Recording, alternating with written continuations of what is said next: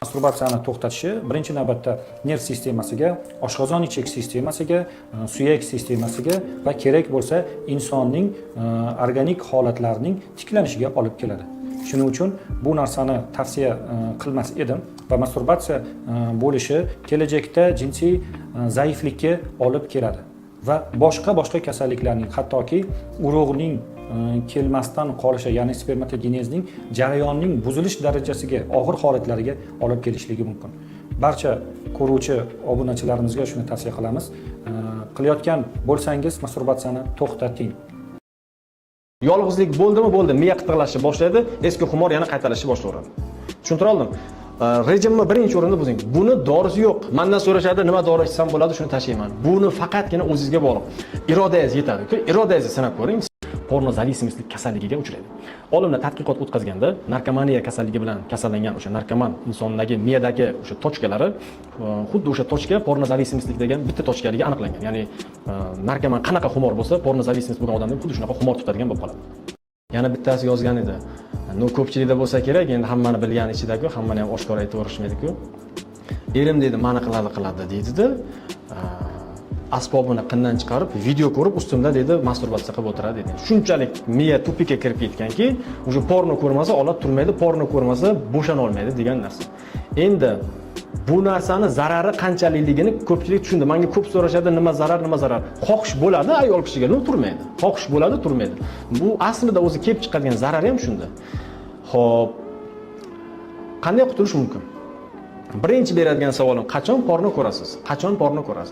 Xo'p, shu pornoni ko'rmasa, hayot uchun biror bir xavfli biror bir kasallikka uchraysizmi yoki bir jigar sirrozimi yoki yurak infarkti bo'ladimi? Masalan, inson hamma narsaga chidamli, o'limdan boshqa hamma narsaning davosi bor. Siz ham bu narsadan bemalol chiqib ketasiz. Narkoman chiqib yuribdi, narkotik psixotrop bo'lsa yoki kashamda sigaretni tashlab ketishi mumkin-ku. Birinchi qutuladigan narsaga birinchi savolim, qachon porno ko'rasiz? Masalan, kechki payt ko'rasiz yoki obedda ko'rasiz. O'qishdan keldingiz ko'rasiz yoki kechki payt keldingiz, yotdingiz ko'rasiz.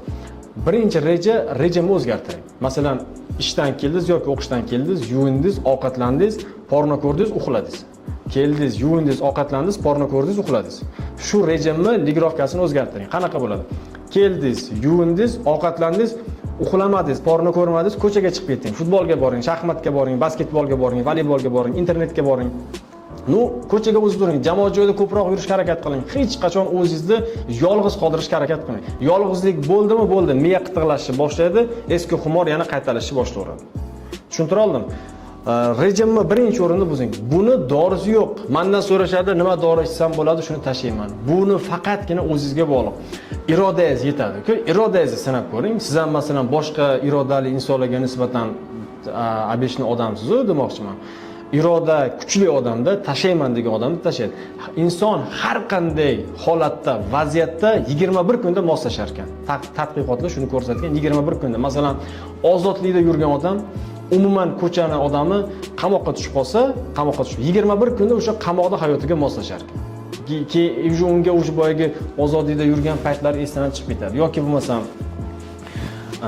porno ko'rishni ham shunday to'xtatib, telefonlarni yig'ishtirib 21 kun ko'rmasangiz, siz o'sha eski hayotga moslashni boshlaysiz. Harakat qilish kerak, kompyuterda, telefonda pornografik saytlarni bloklash kerak, pornografik videoni olib tashlash kerak.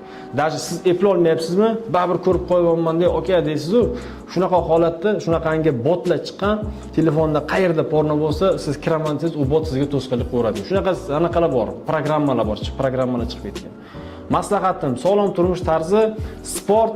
Keyin aytasizlar, shuni tashlaganimdan keyin menda ereksiyani eski holatiga qaytadimi deb. Ko'pchilikda ereksiya past bo'ladi porno ko'radiganlarda. Tashlagandan keyin aktivniy sport bilan shug'ullanib, yaxshi nastreniya, yaxshi kayfiyatda, yaxshi uyqu, yaxshi ovqatlanish bo'lib tursa, ereksiya shuna joyiga qaytadi. Uylana olmayapti. Sababi ayollarga qiziqishi qolmagan. Masturbatsiya qilish faqat psixologik emas, balki organik kasalliklarga ham olib kelishi mumkin. Bularda eng asosiylardan biri bu jinsiy zaiflikka olib keladi. Masturbatsiyani mutlaqo qilish mumkin emas. Hatto to'planib ketgan bo'lsa, har 10 ta odamdan 3 tasida, ya'ni 30%da siydik pufagi raki kuzatiladi. Bu shaxsiy praktikamda ham o'tgan. Kechqurungi 12 bilan ertamangi 4 o'rtasida inson uxlayotgan holatda bo'lishi kerak. Yangi kuyov bolalar, 1 oylik, 5 oylik kuyov bolalar keladida, jinsiy aloqa qila olmayapman, yaxshi turmayapti, xohish bo'lmayapti. Shunday zo'r zalotoy davrda din tomonidan olib qaraydigan bo'lsak ham, biz har bitta o'tkazilgan vaqtimiz uchun, bekor sarflagan vaqtimiz uchun javob beramiz. Dunyoviy tomondan olib qaraydigan bo'lsak, har bir bekor qolib, nima ham qilardim deb yotgan holatingizda yoki bo'lmasa bekorchi ishlar bilan ovora bo'lgan holatingizda, albatta sog'ligingiz minusga qarab yuradi. Menga ishoning, 25 yoshgacha harakat qiling. Bundan bu yog'iga ancha kech bo'ladi. Endi bizning xalqimizda bitta yaxshi odat bor. Sigaret chekuvchilarda bu sigaret tashlash uchun nosga o'tadi, nosni tashlash uchun sigaretga o'tadi. Shu boshqa qo'liga o'tishni tavsiya qilamiz. Albatta bu hazil. Masturbatsiya haqida, uni zararli tomonlari yoki bo'lmasa organizmga bo'lgan ta'sirlari haqida juda ko'p eshitamiz. Lekin tashlash yo'llaricha, tashlash yo'llari kamdan kam etilganligi sababi u masturbatsiyadagi erkakning o'ziga bog'liq. Biz faqat tavsiya berishimiz mumkin xolos. Umumiy tavsiyaga keladigan bo'lsak, eng birinchi navbatda bu pornografik holatdagi videolarni ko'rmaslik. O'zini bundan tiyish. Ikkinchi navbatda o'zidagi hobbisiga ko'proq ahamiyat berish. Maslahatim sport, обязательно sport bilan shug'ullanish kerak. Sport bilan shug'ullanish deganda обязательно og'ir atletika emas, o'zini o'zi chalg'itish sportlari bor. Xohish bormi masturbatsiyaga? Отжимание qilsa. Har safar endi tasavvur qiling, har safar masturbatsiya xohlagan paytda отжимание qiladigan bo'lsa, o'zini charchatguncha уже normalniy bitta sportmen bo'lib qoladi. Ujedinение degan narsa bor, o'sha ham qattiq ta'sir qiladi. Ujedinение deganda yolg'iz qolmaslikka harakat qiling. Chunki yolg'iz qolgandan keyin har xil fikrlar boshlanadi, tamom bu narsaga qiziqib, masturbatsiyaga o'tib ketish mumkin. Oilada ko'proq yoki bo'lmasam oshna og'aynilar bilan yoki ko'chada ko'proq sayr qilsin, lekin bir o'zi qolmasin. Ishxonada bo'lsa ham, uyda bo'lsa ham, yoki qayerda bo'lsa ham odamlar ko'p gavjum joyda bo'lsa agar o'zini o'zi ancha tiyib turadi. Endi uylanmagan erkaklarga qisqacha tavsiyamiz, endi bizning dinda bitta yaxshi ibora bor. Agar imkoniyating bo'lsa uylangin deydi. Imkoniyating bo'lmasa ro'za tutgin. O'zingni tiyib yurgin, boshqacha qilib aytganda. Endi mana shu tavsiyalarimiz bilan ham erkak kishi o'zini tiya olmasa, masturbatsiya bilan shug'ullanaveradigan bo'lsa, уже iloji yo'q, bitta psixolog va psixoterapevtning muloqoti kerak bo'ladi.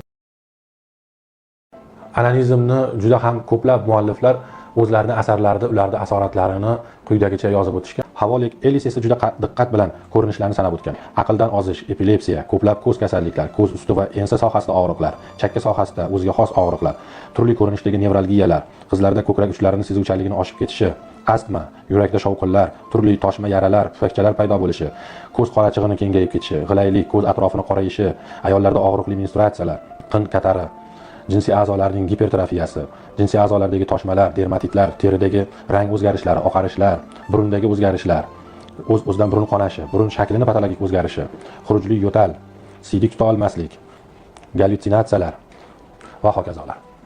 Zararli odatni tashlash bo'yicha juda ham ko'p murojaatlar bo'lgan. Odatda tavsiyalarimiz bir xil, bu kasallik emas. Birinchidan shuni farqiga borishimiz kerak, bu zararli odat. Ya'ni siz o'zingiz inon ixtiyoringiz bilan buni tashlashingiz kerak.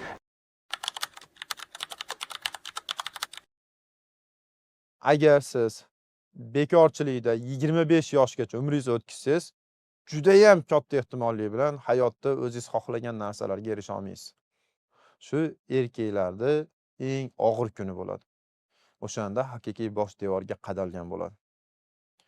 O'sha narsa bo'lmasligi uchun, o'sha bugungi kunda orzu qilayotgan hashamatli uy, go'zal ayol, sizni yaxshi ko'rib, sizni erkalaydigan ayol, farzandlaringizga o'zi xohlagan narsasini olib beradigan holat, o'zi xohlagandek, o'zingiz xohlagandek farzandlaringizga, qizingizga alohida xona, o'g'lingizga alohida xona qilib berish uchun menga ishoning, 25 yoshgacha harakat qiling.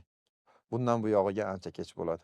Agar ushbu video sizga manfaatli bo'lgan bo'lsa yoki siz uchun qanaqadir ahamiyat kasb qilgan bo'lsa va bu kimlar uchundir foydali bo'lishi mumkin deb o'ylaydigan bo'lsangiz, YouTube algoritm bo'yicha shu do'stlaringizga yuboring, videoga like bosing va fikr mulohazalaringizni kommentariyada qoldiring.